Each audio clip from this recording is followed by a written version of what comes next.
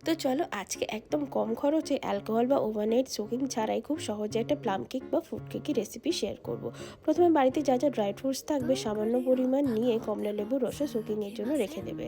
এরপর half cup চিনি আর কিছুটা জল দিয়ে ক্যারামেলাইজ করে নিতে হবে, এতে কেকের কালার একদম দোকানের মতো আসবে।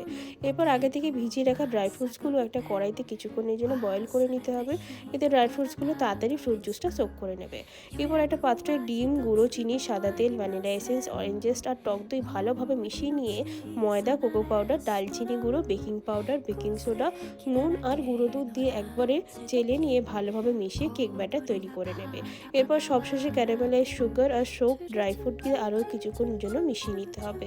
একটা কেক মোল্ডে বাটার পেপার দিয়ে আগে থেকে 10 মিনিটের জন্য প্রিহিট করে রাখা কড়াইতে কেকের মোল্ডটা বসিয়ে 45 থেকে 50 মিনিটের জন্য বেক করে নিলেই ফ্রুট কেক একদম রেডি। রেসিপিটা কেমন লাগলো অবশ্যই কমেন্টে জানিয়ে ও ট্রাই করে